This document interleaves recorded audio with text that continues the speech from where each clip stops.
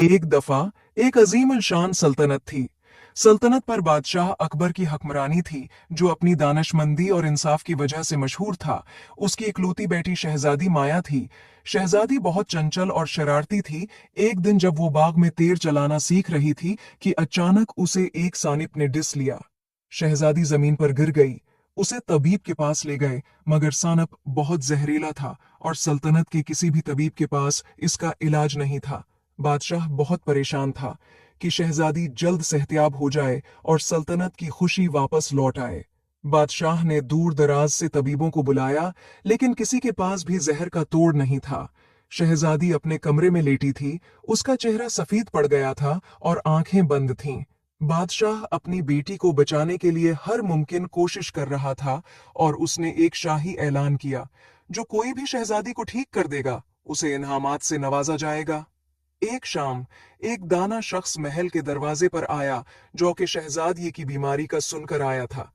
उसने बादशाह से अपना तारुफ कराया और बादशाह से कहा कि मुझे जहर का तोड़ मालूम है। उसने बताया कि दूर एक गार में एक जादुई फूल है, जिसके रस से सानिप के जहर को खत्म किया जा सकता है, लेकिन उसकी हिफाजत जंगल की रूहों के स्पर्द है और सिर्फ वही लोग उस तक पहुंच सकते हैं जिनके दिल साफ हों। बादशाह ने ऐलान किया कि जो भी इस फूल को तोड़कर लाएगा, मैं शहजादी की शादी इससे कर दूंगा। एक शहजादे ने यह सुना तो सफर पे जाने का इरादा किया। शहजादे ने सफर का आगाज किया।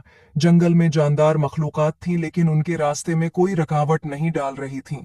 आखिरकार शहजादा इस गार में पहुंचा। उसने वहां एक चमकता हुआ चमकदार फूल था, जिसकी पंखड़ियों पर चांदनी की मानंद चमक थी। शहजादे ने फूल को नरमी से छुआ। जैसे ही उसने ऐसा किया, उसने एक परी को अपने सामने पाया, जो कि फूल की हिफाजत करती थी। परी ने शहजादे से कहा, फूल हासिल करने के लिए तुम्हें चंद सवालों का जवाब देना होगा। परी ने पूछा, वो क्या चीज है जो बगैर पर के उड़ती है, बगैर मन्ना के बोलती है और बगैर पांव के चलती है? शहजादे ने कहा, हुआ। परी ने कहा, बहुत खूब, तुम फूल ले सकते हो। शहजादे ने परी का शुक्रिया अदा किया। शहजादे ने फूल को एहतियात से तोड़ा, ये यकीनी बनाते हुए कि इसका जादू बरकरार रहे। चमकदार गल के साथ शहजादा जल्दी से महल आया। उसने जादुई फूल को बादशाह को दे दिया और बादशाह ने शाही तबीबों के हवाले किया, जिन्होंने शहजादी के लिए एक खास दवा तैयार की। जब शहजादी ने यह दवा पी तो उसकी आंखें खुल गईं और वही चमक वापस आ गई जो पहले गायब थी।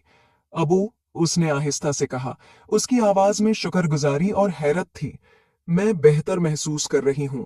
बादशाह ने खुशी के आंसुओं से अपनी बेटी को गले लगा लिया। सल्तनत ने खुशी मनाई, शहजादी की माजिजाती सेहतयाबी का जश्न मनाते हुए। बादशाह ने शहजादे और शहजादी की शादी कर दी। उम्मीद है आपको स्टोरी पसंद आई होगी। Please like and subscribe my YouTube channel.